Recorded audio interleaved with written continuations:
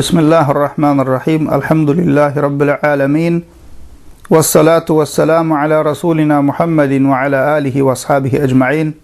Hürmetli Müslüman doğanlar, bundan önki Cuma gününe ve Cuma namazına değişli dersimizde Cuma gününün günlerin içinde Müslümanlar için en ahmetli günlüğünü ve Allah Teala'nın katında Cuma gününün en faziletli, en sevaplı, en ahmetli günlüğünü ve onun Cuma namazını kılmaklığın farzlığını, kimlerin üstüne farzlığını, kimlerin üstüne farz değerliğini aydıp geçtik.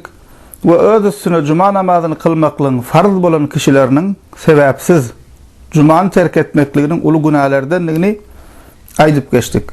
Bugünkü dersimizde Müslüman doğanlar Cuma gününün sünnetleri ve Cuma gününde bize has köp sevap kazandıracak amalları atlap geçeriz.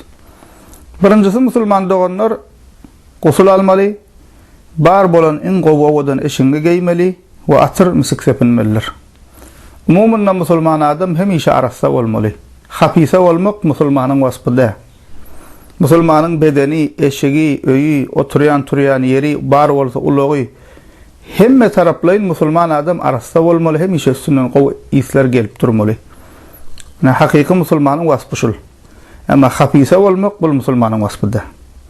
Hususan Müslüman doğanlar Cuma gününe yürüyüte gusül almalı.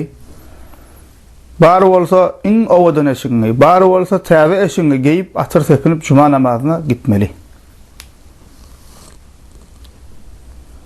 Ebu Davud'da Ebu Said el-Hudri radiyallahu anh'tan haber verilen hadisinde Peygamber sallallahu aleyhi ve sellem bu arada şöyle diye: "Men igtesala yevmel cum'ati ve lebise min ahsana thiyabihi ve massa min tibin in kana 'inda, thumma ata el-cum'ata felem yetakhatta a'naqin nas, thumma salla ma kataballahu lehu, thumma ansata iza kharaja imamuhu hatta yafrugha min salatihi, kanat kaffaratan lima beynaha ve beyne cum'atihi allati qablaha." Peygamberimiz sallallahu aleyhi ve sellem diye, kim Cuma günü gusül alsa ve en qovulu vasını giyse, eğer bar olsa atır sepinse, sonra Cuma namazına gelse ve insanların boyunlarına basıştırıp eziyet vermese. Çünkü kâbir kişiler insanların üstünden etlep eziyet veriyor. Peygamber sallallahu aleyhi ve sellem ne diye? İnsanların boyunlarına basıştırıp eziyet vermese. Sonra Allah Teala'nın takdir ettiği mescid namazını kılsa, sonra imam hutbe çıkandan ta namaz sonuna çenini gurulaman sessiz olup bolsa diye, otursa diye, onun için bu ameli bu Cuma ile geçen Cuma arasındaki küçük günahlar için kefaret bağışlanma olur diye. İkincisi Müslüman olanlar Cuma namazına iyi gitmeliler. Kâbir kişiler soğuk salalık ediyor, ol azan aydılarından sonra yürüyüte giyeceğe kalıp var ya. Yani işi olsa, sebebi olsa ol ayrı kururum. Kâbir adam yürüyüte giyeceğe kalıp var ya. Ne vaaz dinleye, ne önünden oturup bir zikir ediyor, ne fil namaz kılıyor farzının. Şol farzına yetişiyor, farzını kılmam derrev kaydiyor. Eğer bir insanın vakti bar olsa bu doğru zat değil. Yürüyüte oturup sonki dakikasına gidip farza yetişip sonra yine de hasır edip çıkıp kayıtmak bu doğru zat değil. Eğer vakti bar olsa. Müslüman adam başarından iyi gitmeli, oturmalı, mescid namazını kılmalı. Bar olsa vaaz dinlemeli, olmasa farza içinde öz başına oturup tesbih etmeli, Kur'an okumalı, nefil namaz kılmalı. Ve şu görünüşte iyi gitsek has hayırlı. Bu arada Peygamberimiz sallallahu aleyhi ve sellem Bukhari Müslim'de Ebu Hureyre radıyallahu anh'tan haber verilen hadisinde Peygamberimiz sallallahu aleyhi ve sellem şöyle diye: "İza kana yevmul cum'ati وقفت الملائكة على باب المسجد يكتبون الأول فالأول ومثل المحجر كمثل الذي يهدي بدنه ثم كالذي يهدي بقرة ثم كبشا ثم دجاجة ثم بيضة فإذا خرج الإمام طووا صحوفهم ويستمعون الذكر." diye Peygamber sallallahu aleyhi ve sellem her cuma günü mescidin kapısında perişteler durarlar. Ve cuma gelenleri izlidine yazarlar. İlki gelenlerin sogabı diye kurban eden yalıdır. Ondan sonra gelenlerin sogabı sığır kurban eden yalıdır. Ondan sonra gelenlerin sogabı koyun kurban eden yalıdır. Sonra soğuk sadaka veren yalıdır. En son İnsanın soğağı diye birce yumurtqa sadaka beren yalıdır diye. İmam minbere çıktı mı diye sahipalar yaparlar perişteler ve zikir dinlerler diye. Üçüncüsü Müslümanlar onlar cuma namazı baranda tapan yerinde oturmalı. Adamlara eziyet verip üstünden geçmeli değil. Käbir kişiler var cuma namazı giç geliyor sonra birinci safa gidecek olup adamların üstünden ayetläp eginlerini basıştırıp adamlara eziyet veriyor. Şu doğru değil Müslümanlar onlar. Cuma namazı bardın mı ön saflar dolu mu? Belli bir yere gidecek olup adamların üstünden böküp ayetläp eziyet verip görmek doğru değil. Nerede boş yer tapsan Müslümanlar on şotak geçip oturmalı. Peygamberimiz sallallahu aleyhi ve sellem bu barada Ahmet'te Müslim'de Cabir ibn Abdullah'dan haber verilen hadisinde diye la yuqimu ahadukum akhahu yawmal cum'a thumma yukhalifuhu ila maq'adihi walakin liyaqul ifsahu. Sizden bir cuma namazına gelende başka Müslüman doğanını yerinden turdup onun yerine oturmasın niye? Yer olmasa yer açın deysin niye? Biraz giyinen kuştayın yer açın deyip aytsın niye? Yine de İbn Maciz'de Cabir ibn Abdullah radıyallahu anh diye أن رجلا دخل المسجد يوم الجمعة ورسول الله صلى الله عليه وسلم يخطب فجعل يتخطى الناس فقال رسول الله صلى الله عليه وسلم اجلس فقد آذيت diye sahabe Cabir ibn Abdullah radıyallahu anh Peygamberimiz sallallahu aleyhi ve sellem hutbede vakti bir adam mescide gelip diye insanların üstünden ayetlep başlattı diye. Eğinlerini basıp yona gidecek olup. Sonra Peygamber sallallahu aleyhi ve sellem hutbede duran yerinden diye insanlara eziyet verdin diye, otur şu yerde diye, geçme diye. Demek neyken Müslümanlar onlar cuma baramızda cemaate eziyet vermeli de. Dördüncüsü Müslümanlar onlar üns verip hutbeni dinlemeli. Cuma namazında en mühim zat hutbedir. Bukhari'de, Müslim'de Ebu Hureyre radıyallahu anh'tan haber verilen hadisine Peygamberimiz sallallahu aleyhi ve sellem diye İza qala racul li sahibihi yevmul cum'ati vel imamu yaktubu ansit fekad laga diye. Cuma günü imam hutbede vakti bir kişi yanına gurulasa ol hem yanına dım diyse diye boş batıl söz guruladığı bolar bir sogap bolar diye sogav gider diye.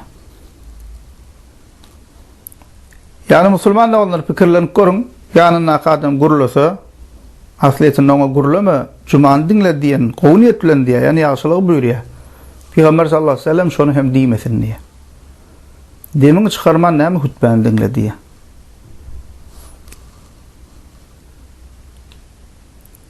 Beşincisi Müslüman doğanlar Cuma gününü köpürek dile etmeliler. Cuma gününün gecesi günlüğünü köpürek dile etmeklik, beyleki günlerde dile etmeklikten has sogaplı. Doğa dileğin kabul bolmaklığına has yakin bolya. Umumunda Cuma gününün özü. Emma hususunda Müslüman doğanlar hususanam Cuma günün içinde belli saatler var. Köp Müslüman doğanmış şunu bilmeye, onu söylemeye. Belli saatler var. Şol saatlere qavat gelip dile etsen, doğa dileğin kabul bolmaklığı hasam yakin. Peygamberimiz sallallahu aleyhi ve sellem o barada Bukhari Müslim'de Ebu Hureyre radıyallahu anh'tan haber verilen hadisinde diye fihi sa'atun la yuvafikuha abdun muslim ve huve qaimun yusalli yes'alullaha ta'ala şey'en illa a'tahu iyyah. Diye ki Peygamber sallallahu aleyhi ve sellem Cuma gününe şeyle bir saat vakt badır. Müslüman kişi şol vaktta doğa dile edip Allah Teala'dan bir zat dilese Allah Teala ona dilen zatını berer diye. Yani sa'atul isticabe diye doğa dilen kabul bolyan vakti. Bu vaktin haysi vaktlık barada imamların arasında, alimlerimizin arasında iki tane qarayış var. Bir topar ulama diyen sa'atul isticabe yani doğa dilerin kabul bolyan saatu vakti imam minbere çıkandan ta namaz oturyança şol karalıktaki vakt deyip aydan. Yine bir topar ulama diyen yok bu vakt ikindi namazından ta gün batyança aralıktaki vakt deyip aydanlar. Demek biz Müslümanlar ne etmeli? Biz için bu meselede yengillik var, giyinlik var. Biz ikisini etmeli. Hem umumunla Cuma gününün gecesi günlüğünde köpürek dile etmeli.